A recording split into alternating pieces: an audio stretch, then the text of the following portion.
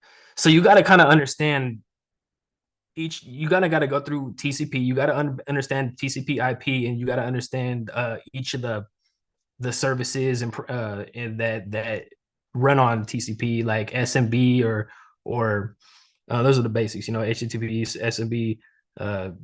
You know, like various windows. You know, you're gonna have to understand Caberos, LDAP,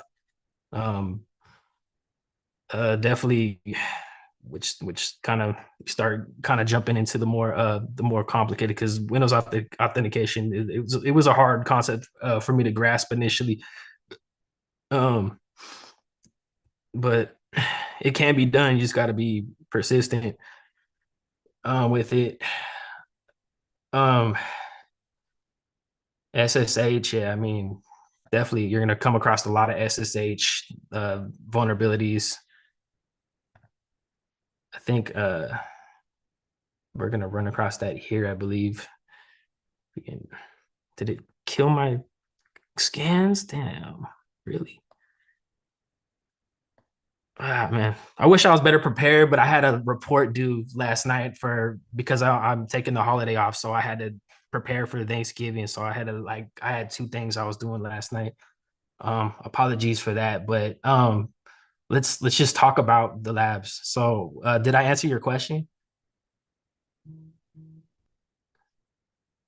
Can you hear me? Yeah, yes. Yeah, no, that it's helpful to understand why you're making, one decision over another as you're going through it. Thanks. Yeah. I mean, it's all about information gathering. That's the most important part of penetration testing, is gathering as much information about your target as you can get. And then that will make you be able to act on it more appropriately. And you'll have your methodology down. It'll be like you have like a natural mind map of what to do next. And that you just kind of got to build that up by just repetition, doing boxes consecutively, and you start, you're like, okay, this is an SSH. I've ran through this vulnerability before. It's a it's a it's a pseudo, or it's a whatever it is, right? It's thinking off top.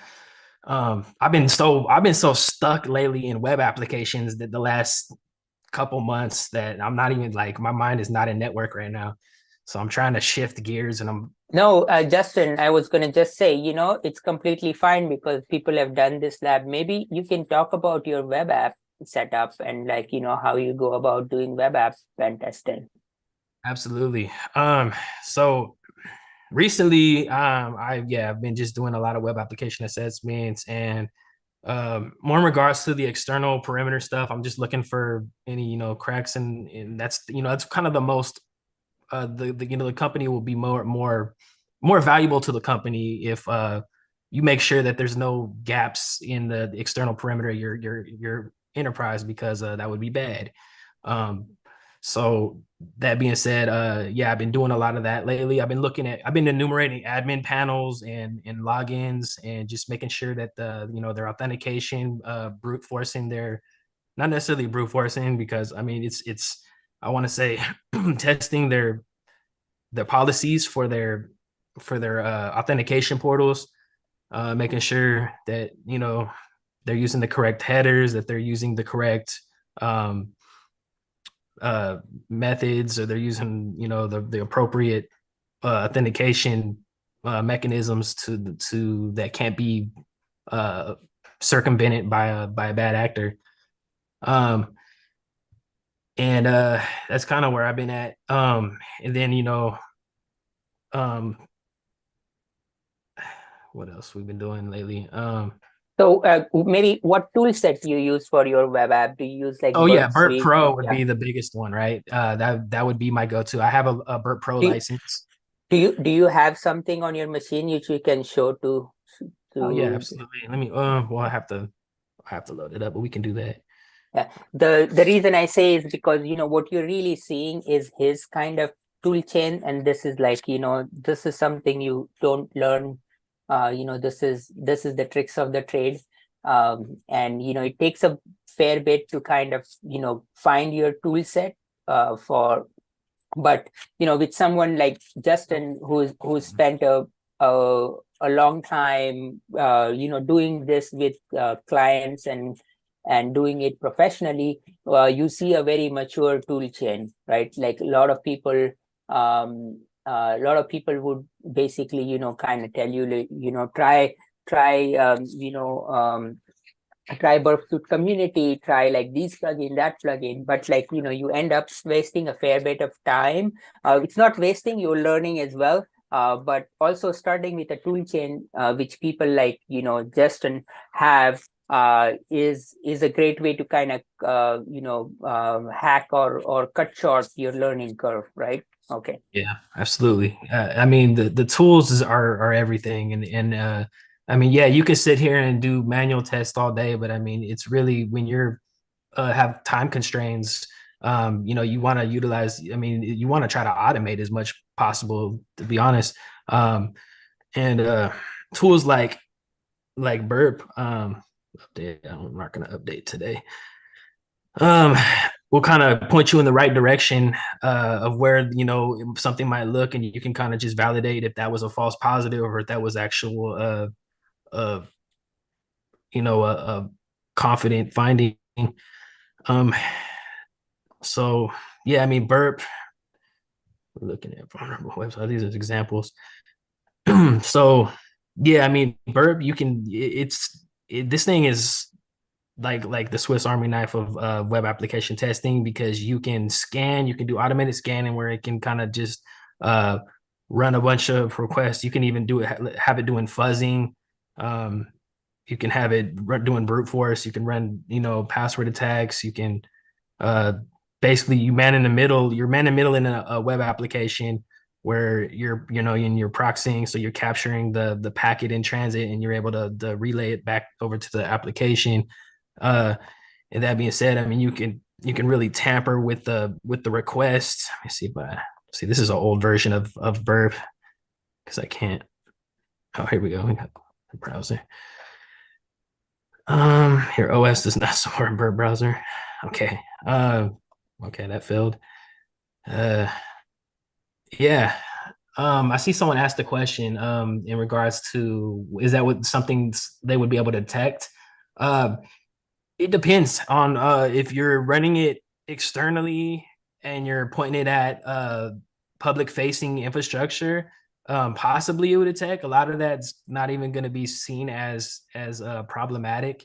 Because I mean, if you got to consider the bots and the traffic out there, they're hitting everything every second of the day. Um, so I mean, the external stuff is always getting hammered on. If you try to run it from your local machine, yeah, we have the security controls in place where it would be able to detect that, and that would probably get you a visit. If you don't have authorization, that would probably get you in trouble, or at least they would be asking, why are you running hack tools on one of our machines that's out of your job description.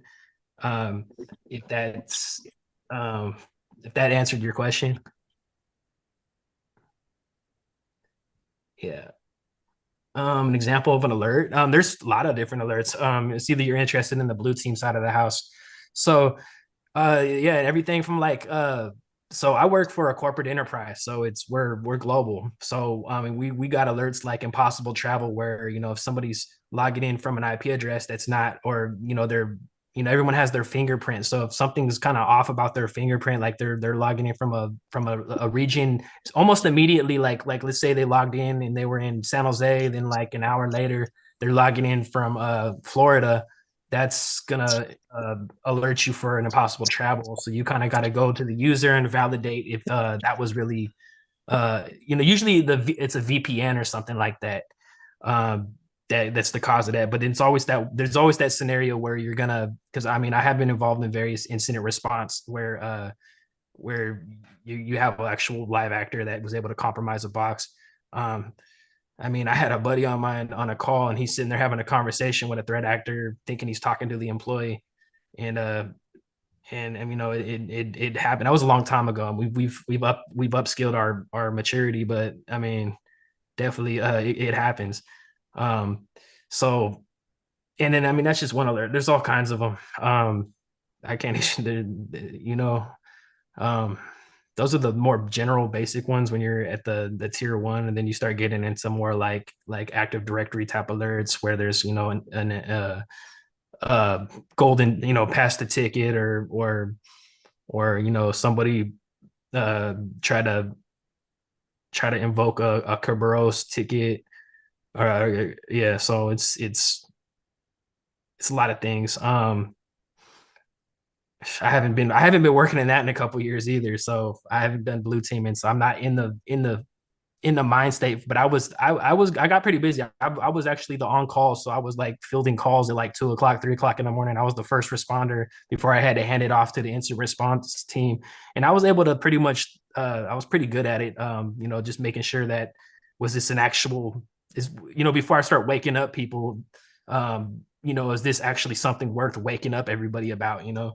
And that could be kind of pressure, because, you know, you don't want to make sure you're the guy that got the whole company hacked, but then at the same time, um, you want to make sure that, you know, it's valid, that this is the real deal, or if this is just a false positive. um yeah, but I mean, blue teaming, yeah, I mean, it's tough. uh yeah, I commend those people. I mean, that's a tougher job than Pinteresting, if you ask me. I mean, the if you're good though, I mean, you have to be really analytical. I mean, you're gonna have to sit there and learn how to build queries, and really just be able to sift through data. You know, especially when you're working with a big organization, you're gonna have to be looking through a lot of stuff just to find those anomalies in the in the logs and stuff. So um, I've worked with CrowdStrike. I've worked with QRadar. I've worked with, what the hell we had before QRadar. Do we even, now we kind of moved over to Sentinel. But that was when I was just rolling out of that assignment. I started kind of full timing into the penetration testing things. But yeah, I mean, definitely done a lot there. I mean, like I've done like EDR alerts are a whole nother sphere where you're dealing with you know, like more operating system level alerts. You're dealing with like a DLL injection or something. But like a lot of the time it'll be a false positive, or like something something generated what do you call it? Ah man. Trying to think, man. My brain is fried today. Uh yeah, okay. I mean, any other questions? Maybe talk a little bit about, like, you know, how you, like, you know, how you kind of set expectations. Like if you find something, right, like, you know, and you're communicating that to the company, like, you know, what goes through your head, and then, like, you know, how do you kind of help people fix it, and how do you kind of do the communication part? Sure. That's a good question.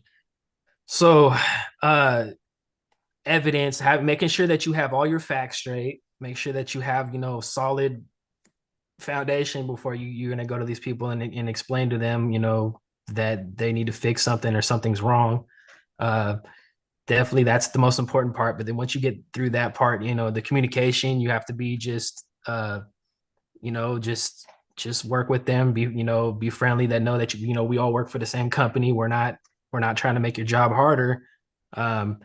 And you know, I mean, just you have to just kind of work with them. You know, the security is important. You know, we don't want to kind of jeopardize the business, or, you know, potentially, you know, if we let a threat actor in, you know, that we can potentially get a you know, a data leak, or we can lose a lot of data and cause a huge impact on the business. And you have to be able to convey that, you know, in a way that they understand. You got to be able to convey the risk and the impact in a way that they'll, you know, they're going to action upon it, and kind of do it in a friendly, you know, like team effort, kind of like, you know, we're all on the same team here. And it doesn't always get done, but I mean, usually for like the criticals and stuff like that, definitely. I mean, we're gonna cause what's called a celebrity vulnerability, where they're gonna fix that immediately, and then you know, then the other ones they waited out for the maintenance day, or um, but and then when it comes to like actual incident response, because I've been in the incident response seat. You're kind of dealing more with so I didn't really kind of do that part so much. I kind of handed off the with my information to my lead, where I was telling them what was going on with when I escalated. And they would kind of be talking to the appropriate parties, and I was kind of more doing the containment and the eradication of the threat, kind of going into the systems and making sure that everything was clean. And there wasn't we would so I mean that's kind of where we're at. I mean, you kind of run through those like that. um yeah, I hope that answered.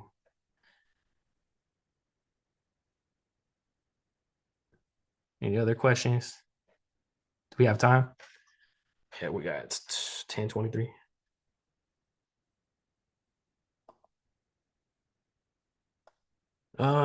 AI, yeah, it is. Yeah, so I don't know if you guys heard about Horizon. That's a one that's we're kind of playing around with right now. It seems it's more it's AI is not gonna, like, at the moment, maybe in the distant future, is it gonna make it, there might be some impact to jobs. I know there's the huge scare. I mean, that's just my opinion. We'll see. I feel like there always kind of needs to be a human that involved in it.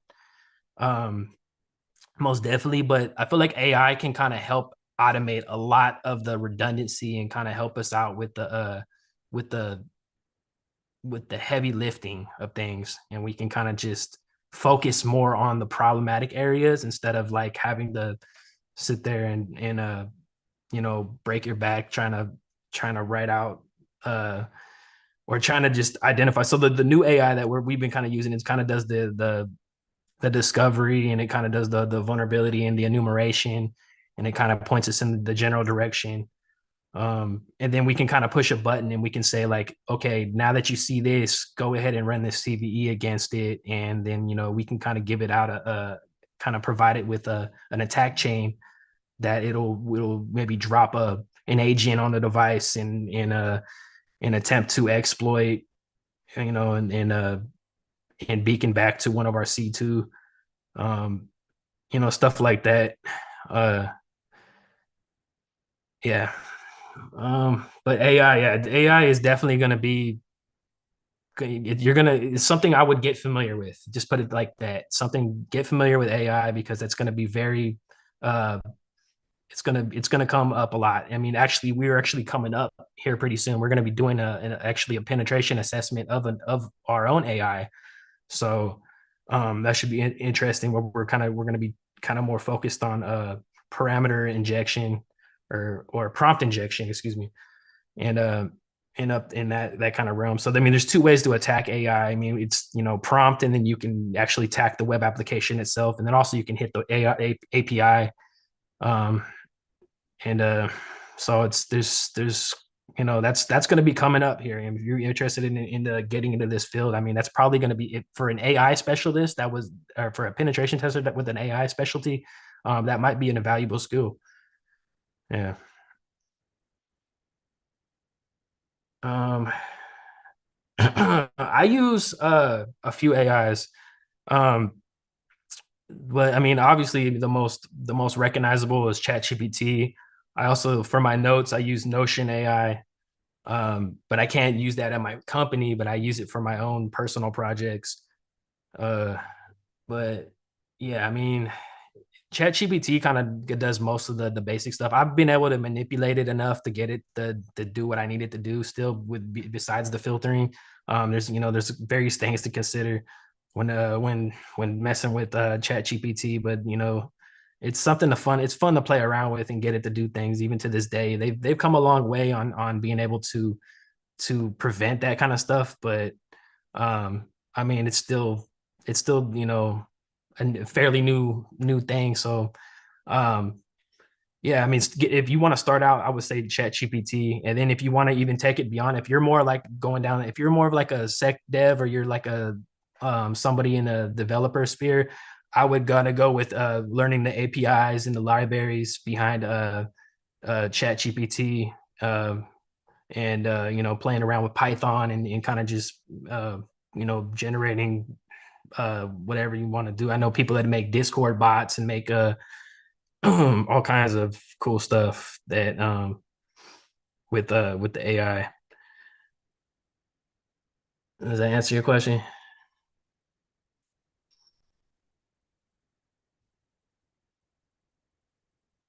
Anything else? No, we're running out of time here.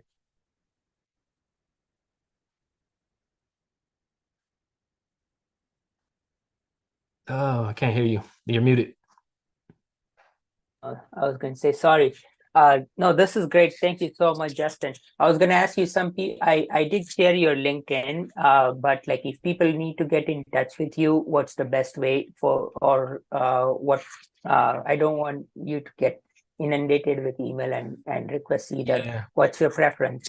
So I know one thing about that is I do get like a lot of students at Merit do hit me up all the time and they're asking me for work, and I'm like occasionally I've been able to get people jobs at Robert Half, but a lot of them didn't work out. So it kind of like I have to build that political capital back. So uh because of that, you know, they're not asking me currently for to give people positions because one of our students kind of messed it up for that, and I apologize for him. But that being said, I mean, you can hit me up with general questions, but you know, if you don't hit me up and like I need a job, I mean, you know, if I, you know, I can't help you with that right now. I'm sorry. But I mean, there is a lot of, if you just sit there and network on LinkedIn and kind of campaign and build your brand a little bit, and you sit there and just start reaching out to people and just having normal conversations about learning, trying to showing general interest, you might be able to build that rapport where you can kind of get your way into the industry. Even going to conferences and stuff that will help, where you can kind of, you know, actually meet people in person.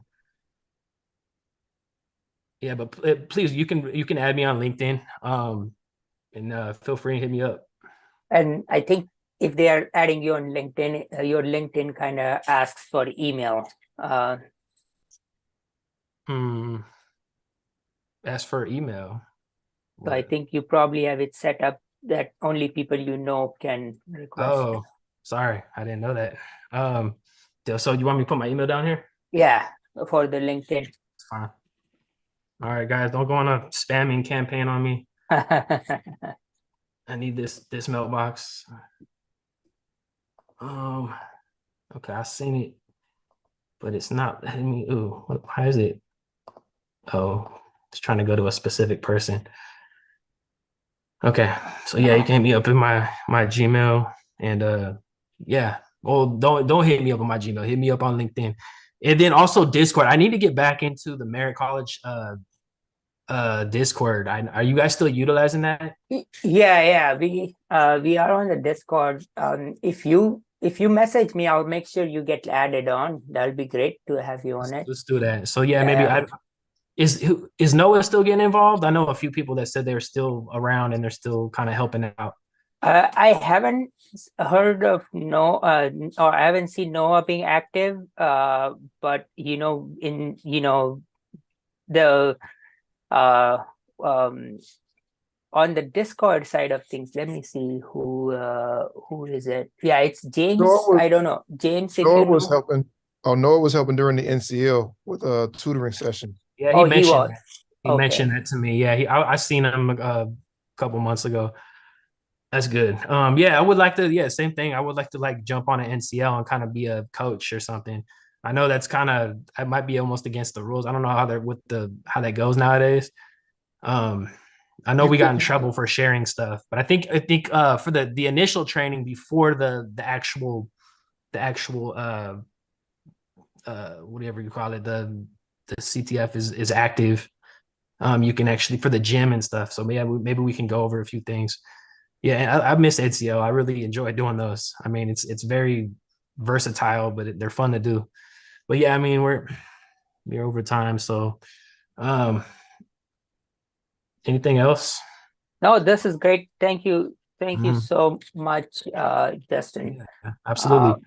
Awesome. And then if you hit me on Discord, I'll make sure you get back on the thing. Yep. Okay. Sweet. Again, thank you. Any last questions you guys have?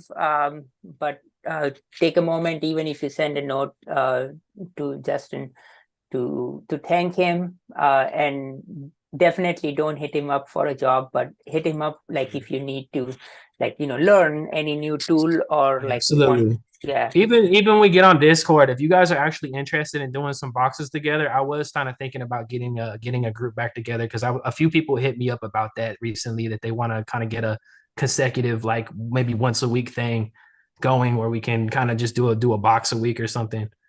Yeah, So that would be awesome. If someone wants to, the what he means by box is like, sort of like what we are doing with Try Hack Me, and like, there is Hack the Box and other these quizzes available, or like, boxes to crack, if you will. So it's really great to kind of practice your skills that way, because it's time boxed. You have other people around you. So if anyone is very interested in that, I will encourage you to start maybe doing it, and then we can all jump in. Look at this guy on YouTube, Ibsec, man. He's the guy is very consistent. He has thousands of videos of him hacking the boxes. So you'll get a good understanding if you just check that guy out on YouTube and watch a couple of his videos. Yeah, I'll also paste the link here for you guys.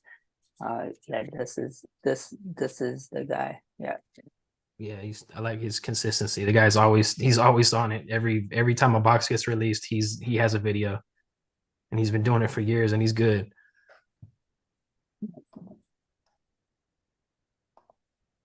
Awesome. Again, I won't keep you too much longer. Thank you, Justin, and appreciate all the time. Awesome. Thanks. Take care, V. I'll talk to you later. Later. Bye. Thanks. Oh, just one last thing. Sure. We are going to record this session, and it's okay to kind of have it recorded. Just wanted to make sure. Yeah, you're good. Okay, cool. Awesome. Thank you, guys. Okay. Thank you, Justin.